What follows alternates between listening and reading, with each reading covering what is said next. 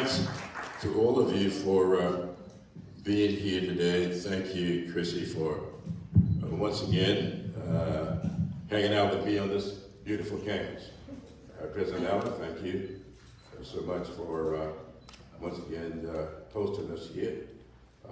Drake, thank you for being such a significant part of what I am sure is going to be a great future, not just for this university, but for this great country of ours.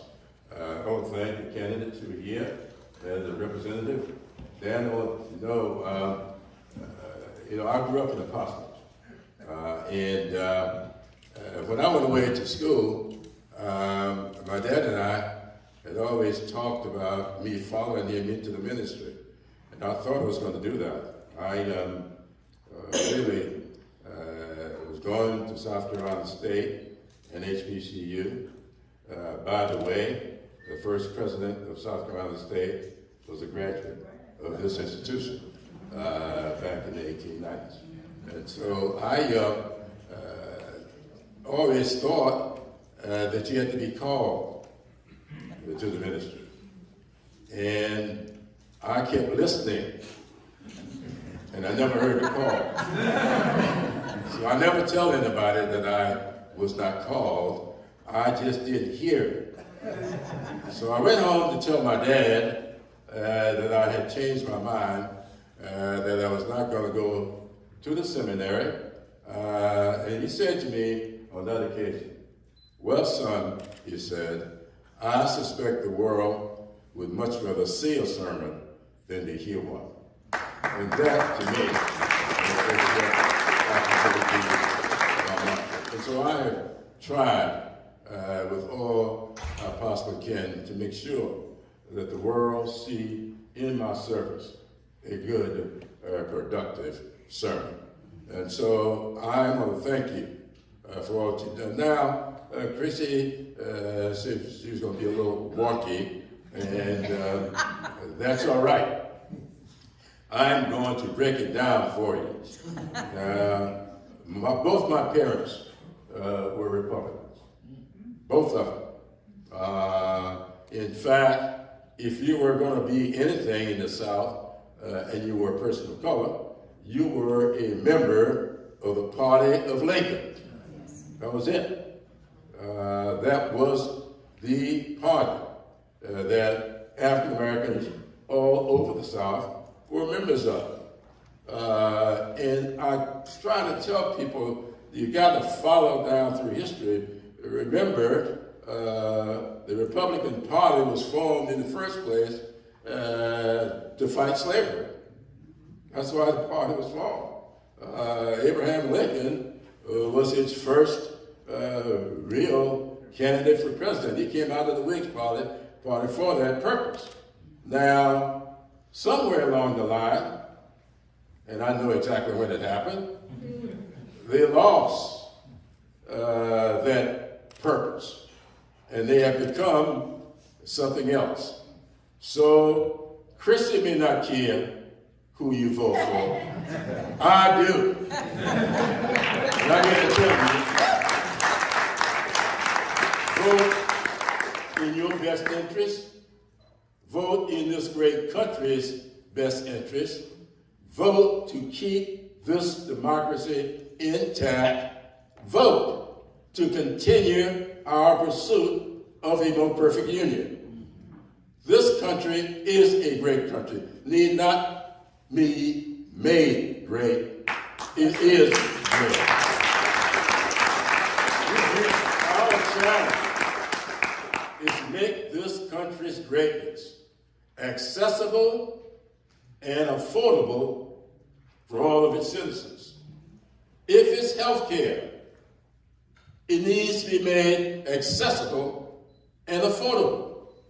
If it's education, accessible and affordable.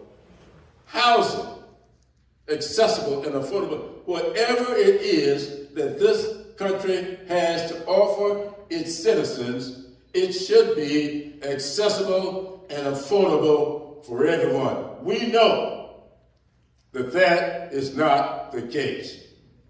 And you need to vote to make that the case. If anybody tells you, as my Republican friends have already said, if given the opportunity, they will rescind the Inflation Reduction Act that Chrissy just talked about. That act, you can talk about in nerdy terms, but the fact is, we weren't just reducing the cost of health care. Yeah, we said that we are going to allow Medicare for the first time in its history. Medicare has been around since 1965. It was created as a part of the Great Society program of 1965, Medicare and Medicaid. We said that the pharmaceutical companies have had a good time charging whatever they can to charge for their medicines. We did the research. You can make insulin, package it, and sell it, and make money at $10 a month. That's a fact. Why then did my late wife pay $800 a month for her insulin? She was a full shot a day diabetic. And I saw her monthly bill. If you can make money at $10 a month, why are you charging $800 a month to anybody? Well, just because they could. That's why. We decided with that legislation that we are going to allow Medicare for the first time in its history to negotiate for the cost of medicine. And then we are going to put a cap on insulin costs at $35 per month. And when the bill passed out the House, the bill that Chrissy voted for, I voted for, all the Democrats voted for, that bill had in it $35 cap for everybody.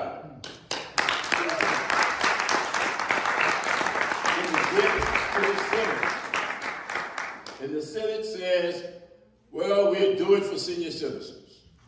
If you're on Medicare, we'll do it. But we're not going to do it for everybody. Well, we took that, and we have now done it for senior citizens. But it still needs to be done for everybody.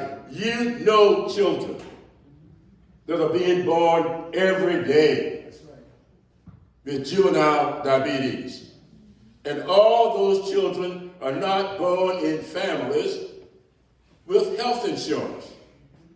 Some of those children are being born into Medicaid families. If they're born in a state like South Carolina that I represent, where Medicaid has not been expanded, along with 11 other states, they are at the mercy of somebody because they will not be able to afford the insulin. So let me tell you, that's what we were doing with that Inflation Reduction Act. And everybody says, what are Democrats doing? I'm not going to ask you to show hands, but I believe if I were to ask you to show hands, there's not a single person in here who would not raise his or her hand if I asked, who you know of anybody who has diabetes? I think everybody here knows somebody with diabetes. That's what Democrats are doing. Try fighting inflation by bringing down the cost of health care. That is one of the biggest inflation fighters you can have. We are fighting inflation by tackling, for the first time, energy costs. We have gone out and we have decided in the Inflation Reduction Act that we are going to open a frontal attack on climate change. It's in the bill. And the Republican says, we get in charge, we will rescind that bill. But they aren't going to stop there. They've already told you. The head of the the Republican Senatorial Campaign Committee is Rick Scott. Rick Scott is in the Senate now. He was the governor of Florida.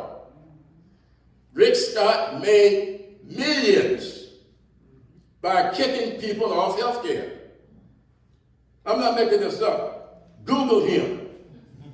Look at his background and see how he made all of his money. Running a health care company that denied people that needed health care. And he made his money off keeping people sick. And he's now in the Senate. And he said they want to sunset Social Security after 5 years. He said it. So why don't you believe him? Maya Angelou told us, if anybody tells you who they are, believe them the first time. So you ought to believe the guy. He says, we get a chance, we can sunset Social Security. Now, Social Security has been around since 1935. Now, I've been around almost that long. Oh, yeah. I never run from the fact that I'm 82 years old. I was born in 1940. And I know what Social Security did do and what it did not do. But I know this. Some of you have been paying Social Security since you were 16 years old. And think about that. I've been paying since I was 16. And all of a sudden, I'm going to vote for somebody who tells me after 5 years, I'm going to sunset Social Security, and I have been paying my money into Social Security for the last 60 years. Come on.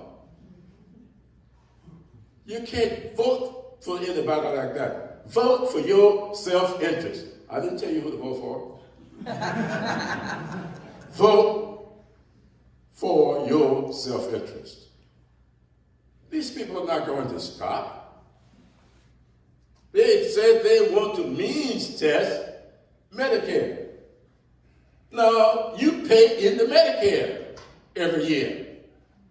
Nobody asks you how much money are you making to pay into Medicare. If you're working, you pay into Medicare.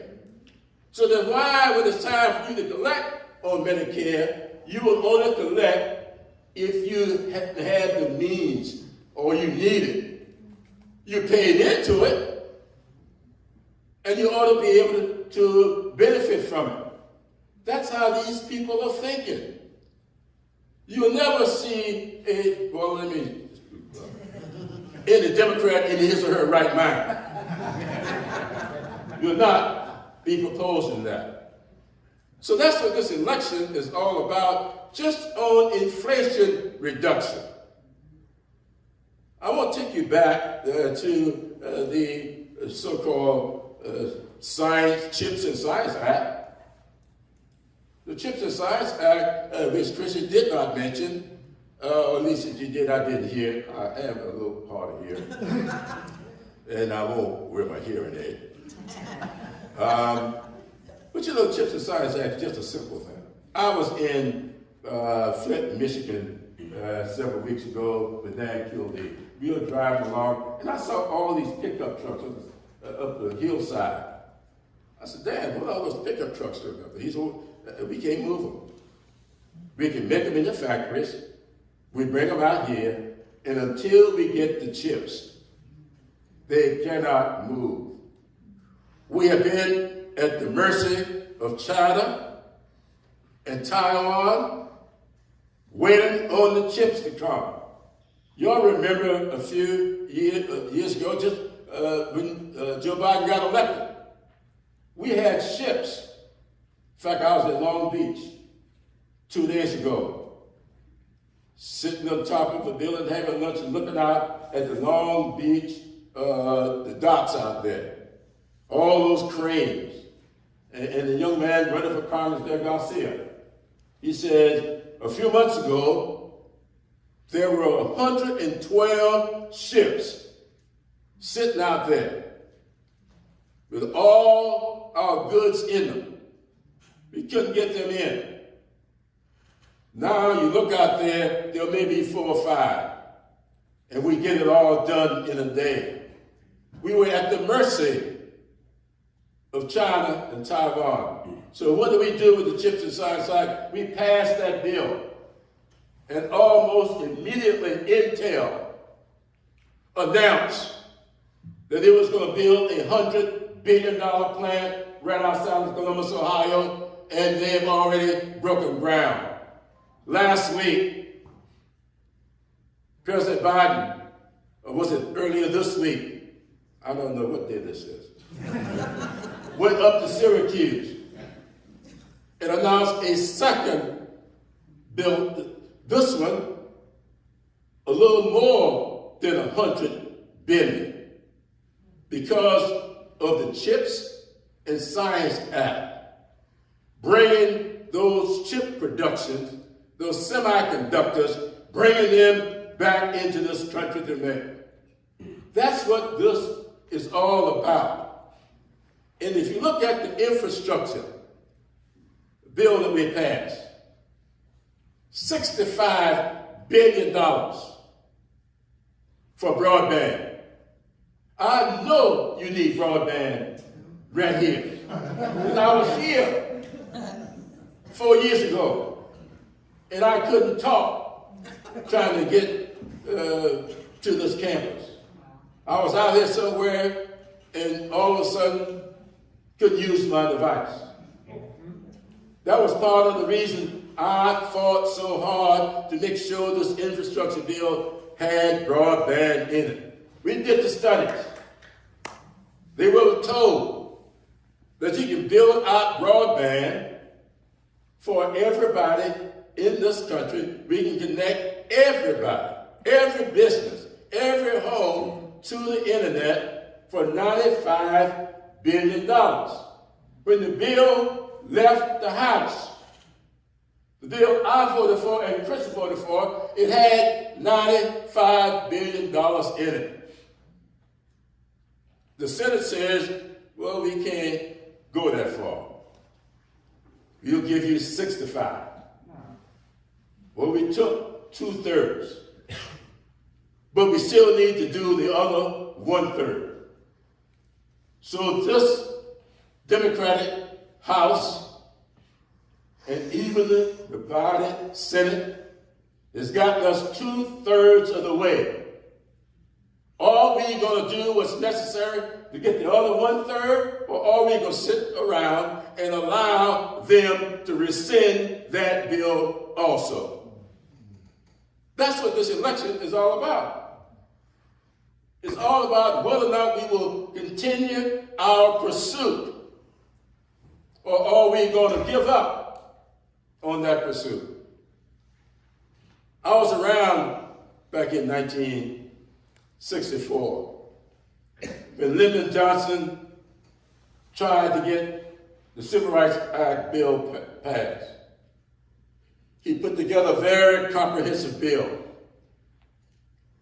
He had voting in it, employment discrimination, outlawing employment discrimination for all employers with 15 employees or more. He had housing in it, everything that we wanted, and he could not get it passed. So in order to get it passed, first he took voting out of it, and he still couldn't get it passed. He then took housing out of it, and he still could not get it passed. He then confined the anti-discrimination in employment to the private sector. A lot of people don't realize that when 64 Civil Rights Act passed, it only applied to the private sector. And everybody got upset. We need more.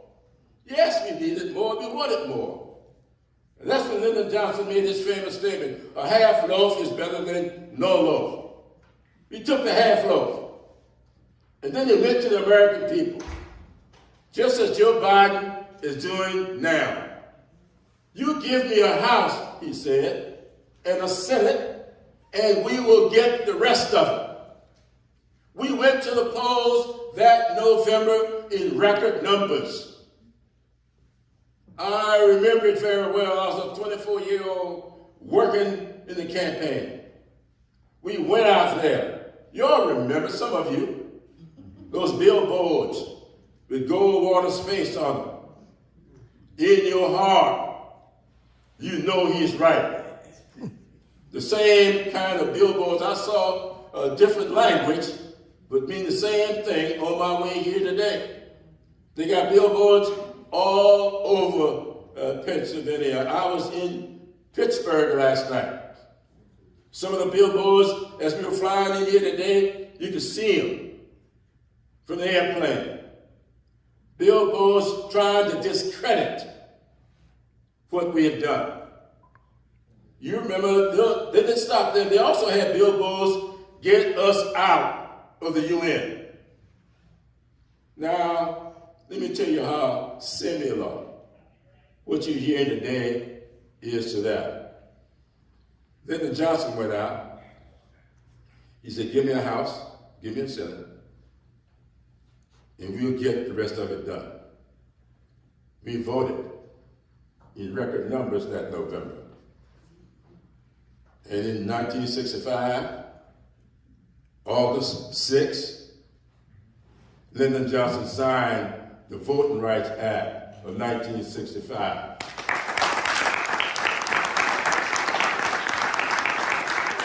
We didn't get mad and say because we didn't get everything we wanted, we're going to stay home. That's stupid. You don't get everything you want, you keep working. I stayed married to the same woman 58 years. I know you don't get all you want every time. You keep working. And we came back 3 years later, in 1968, we got the Fair Housing Law. And in 1972, we had the whole Civil Rights Act of 64 applied to everybody, the public sector as well. That's what this battle this year is all about. Are we are going to continue working to make this country's greatness accessible and affordable for everybody, or we go give up because we only got 2/3 of what we wanted with broadband? That was a little better than the 1/2 that we got in 65. We got 2/3 with broadband. We got the seniors taken care of with the insulin costs. We give this president the Congress he needs. We'll get the rest next year.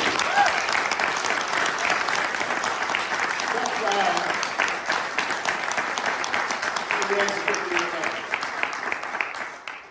we got to say it down in South Carolina. The best way to tell what a person will do is to look at what he or she has done. And when you look at what Chrissy has done, there is no question but that she has your best interest at heart. Yes. Now,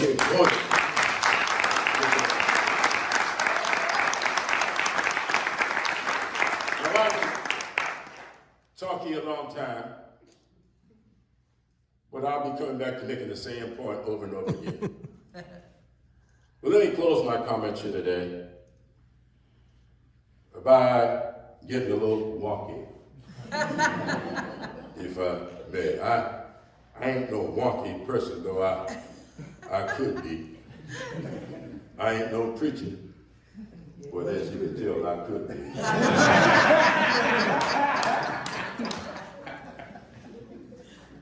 There's a guy named Alexis de Tocqueville I talk about a lot. I started this week. Went to Northern Virginia with Abigail Spanberger, spent a day with her.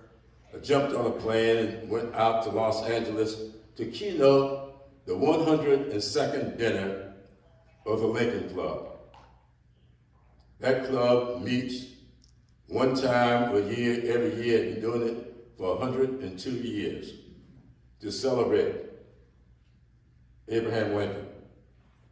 And it was my great honor to keynote there a few nights ago. I don't remember which night it was, but it was this week. And I talk about what Abraham Lincoln did for this country.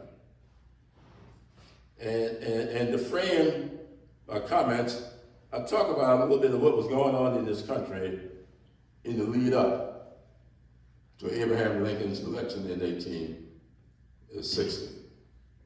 And I started in the year 1835, just a few years before Cheney State University came online. They didn't offer a degree, but they were the first HBCU. I give them their credit. Now, there's some interesting things happening in this country. And a guy came to visit from France. His name was Alexis de Tocqueville. And de Tocqueville said he saw something magical about this country. And he set out to find out what that magic was. And it said that de Tocqueville went all over the country, went into our legislative halls. I don't know whether he came to Pennsylvania or not, but he went around to various legislative halls at the state and local levels and at the Congress, the federal level, looking for the magic. And he said he could not find it. He said he went onto the campuses of our colleges and our universities.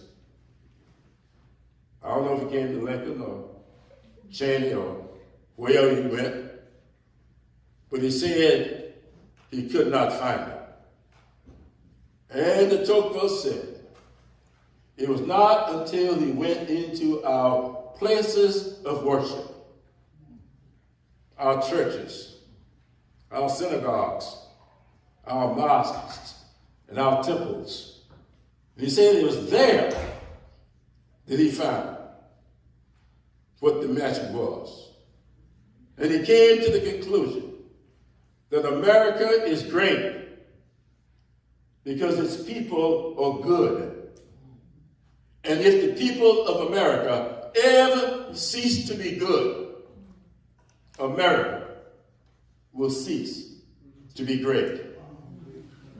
That is much of what's on the ballot this year. Are we going to continue our goodness toward each other? Yes. Or are we going to threaten the greatness of this country by turning on each other or against each other, bringing doubt on the system that serves this country so well? A system that is not perfect, but a country that's in pursuit of perfection. Or are we going to give up on that pursuit and allow this great country to lose its greatness? History is replete with democracy after democracy having failed. When I made my statement back in 2018, I was on CNN the evening before 45 made his speech, his joint speech before the legislature. And I said on Don Lemon's show that night, this man does not plan to give up this office. This man, and I said at the time, I'm beginning to understand what was going on in Germany in the 1930s. And Don Lemon asked me, Are you calling Trump Putin? Calling Trump Hitler? I said, no, I'm not. Putin is Hitler. Trump is Mussolini. Yep. I said it. I called Hades from a lot of people. My local newspaper, the Post and Courier down in Charleston, ran a big story. And people started stopping me on the street. And I told every one of them, just you wait. Just you wait.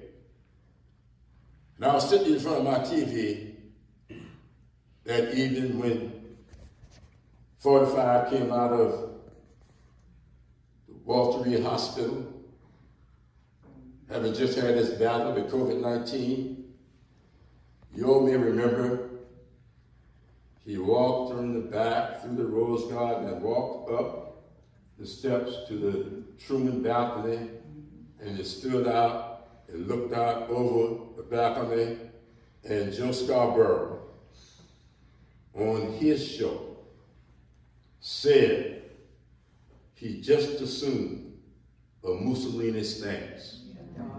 I said, well, now you got it in black and white.